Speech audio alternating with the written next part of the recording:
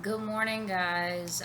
This will probably be the last video I do for you guys unless there is any special requests. Ooh, I lied. I'll do one next week just to review the questions that you guys are going to be responding to this week. So I will do that as well. We are reading the last section of Antigone here for week 6. Yes, we are already on week 6. This will be the last thing you read for me, but you do still have some written assignments, including the ones for this week. This week, you will only have 5 questions to answer that are in the textbook. They are 3, 6, 7, 11, and 12. So I'm going to go ahead and start from line 1280, what is that, 5-ish? 1285-ish? Yeah.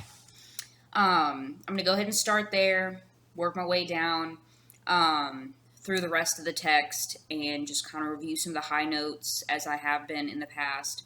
All you had to do last week was post a question and respond to a question, so if you have not done that already, what you waiting on? This week, again, it's only the 5 questions. Next week, you have a chart to complete, as well as question 14. And after that, on week 8, I actually have a prompt for you, which is already on the paperwork that was sent out on Moodle. Some people I actually requested that a paper copy be sent to as well. So if you or one of your friends ends up needing a paper copy or whatnot, please get in touch with me. If I haven't heard from you since week 4, we got a problem. There are several people who I haven't heard from yet. I'm going to start getting in touch with parents as well as you guys pretty soon after I get this all posted for you guys, which is running a little late today. So we start on 1285. The messenger comes in. And he is like, we were so thankful for Creon at first. He was so helpful. He kind of got us through some tough times. And of course, now all those, good times that he's created are in fact gone. He's made some bad choices, and now we are in a pretty bad situation. So the chorus leader kind of chimes in, have you come with news? And he has. And he says they're dead. And of course, the next question is, who's dead? Did someone kill them? What's going on? I need more details. It says that Haman has been killed. And the way they phrase it, it's like someone has killed him. But in the next lines, we find out that they're asking the same question. The chorus is asking the same questions. They're like, well, did he kill himself? Did his father kill him? Like, how did he die? And they're like, no, he actually killed himself by his own hand. He was killed himself. He committed suicide. So then, of course, the chorus leader is like, oh my God, Tiresias was correct. He said that his son was going to die very soon, and now he is, in fact, dead. So Haman's mom actually hears what happened. She hears that her son has passed, and she's very upset, which is understandable. And we have the messenger kind of tell us how everything went down. So Creon and some of the people who are there at the castle, who work at the castle, are off to go release Antigone. And so he's like, they were off to go release Antigone. They decided to stop and bury Polynices because they wanted to ask forgiveness from the gods because he feels like he made a mistake. Creon feels like he's made a mistake. So he asked the gods to be kind to him because he has made a mistake. Don't be angry with him. It says, restrain your rage, or restrain their rage. They decided to bury the body, which they do, and then by the time they get to Antigone's tomb, well, they hear a scream off in the distance, and Creon's like, that sounds a whole heck of a lot like Haman. Go ahead of me and make sure that it's just my mind playing tricks on me, or the gods kind of testing me. So they get there and they see Antigone hanging on a noose that she has created. She is dead. And then Creon gets um, there almost right after. We see Haman wrapped around Antigone's waist, like, crying, very, very upset that she has passed. Um, and he gets very angry with Creon, who's basically like, just, you have to let go, you have to let go. Um, and he's like, absolutely not. And he actually picks up a sword and tries to stab Creon. But Creon kind of backs away, and so Haman's next big move is to, instead of kill his father, kill the other problem. He'll just kill himself so he doesn't have to feel this pain. So he actually ends up stabbing himself. Um, so he tries to kill Creon, and then he actually ends up killing himself.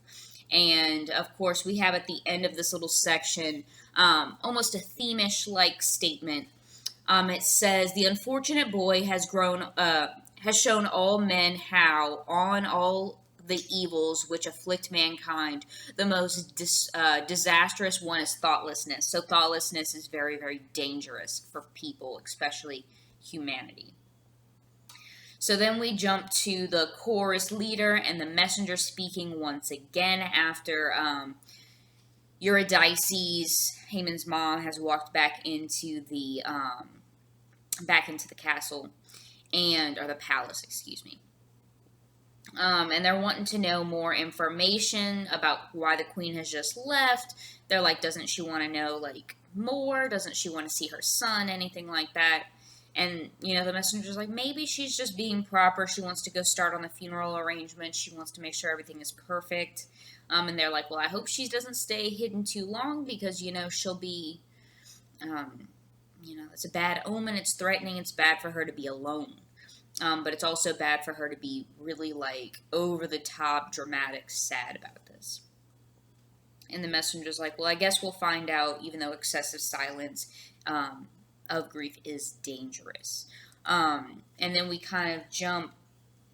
Creon comes in with Haman's body. And he's kind of like taking responsibility that everything is his mistake. Which is a little bit themish as well here from the leader as well. It says, a clear reminder that this evil comes not from some stranger, but his own mistakes. And of course, Creon could have avoided all of this if he wouldn't have been so stubborn. Antigone as well. She could have avoided a lot of this if she wasn't so stubborn.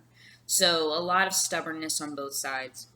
And then we jump into Creon speaking, and he says, mistakes made by a foolish mind. He's like, my foolish decisions have caused death in my family.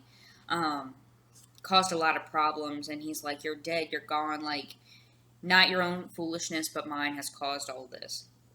And the chorus leader comes in, is commenting on Creon. He's like, he's learned his lesson, but way too late, far too late. He won't be able to use this information. It won't help him anymore. And then Creon's, talking about his pain and how much, he's upset that this has happened to his family, even though it's his fault. And then the messenger comes in with more bad news. They find out that his wife is dead now. That she also has killed herself. She stabbed herself with a sword as well. Creon is, even more upset now. He's like, death is just everywhere. I'm causing all of this death, all of this dying. No one is happy with me right now.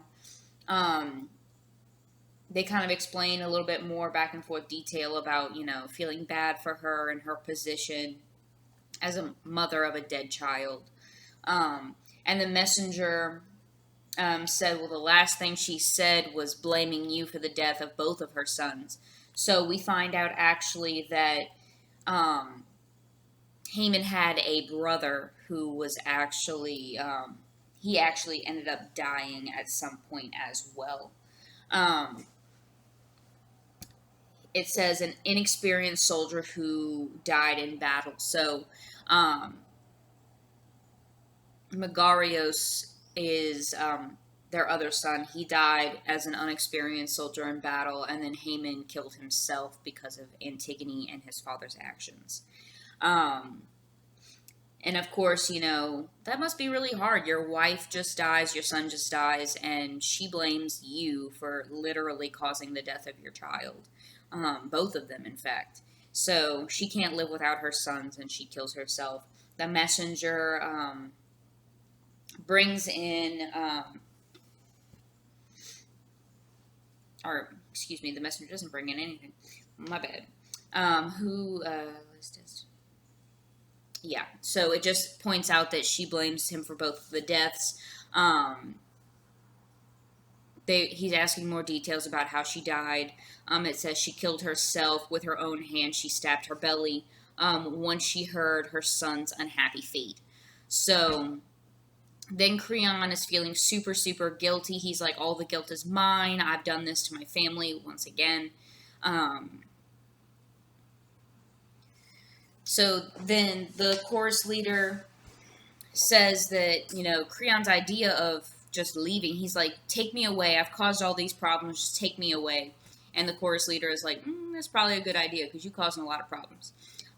Creon says, just let me die. I can't survive any more guilt or any more pain. They continue on with that conversation, and we have the last two sections, which I find pretty important.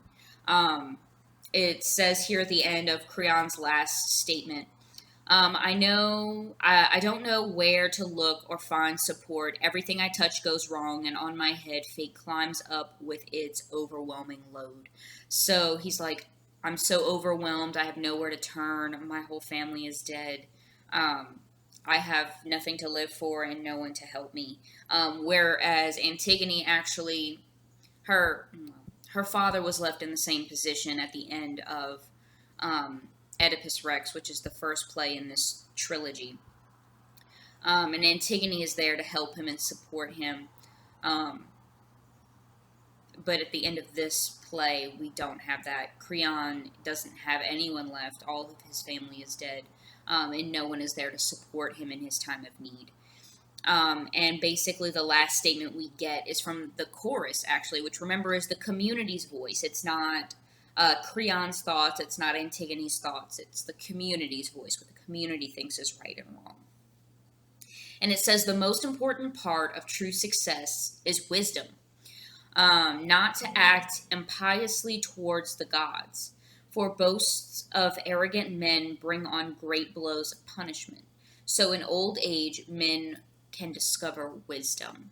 So this is definitely themish as well here. The big thing is be wise. That's the only way to find success. Make smart decisions. Use the advice of smart people. Take these things and don't be silly with it. Don't offend the gods on purpose. Don't be arrogant. Don't do all these foolish things. You should be wise. You should have wisdom. As you grow older, use that wisdom to make proper decisions, because it could cost you greatly, like it has Creon. Which is very, very rare of a text to just blatantly say, this is the theme right here in sparkly lights, which is basically how the play ends here. It just gives us the theme in sparkly lights. So just kind of keep that in mind, guys. You have, again, 5 questions for this week. 3, 6, 7, 11, and 12. So remember to get those in. We're going to have those due for Monday. For the rest of the semester, all of our due dates will be Mondays, which is going to be, this coming Monday will be when this work is due.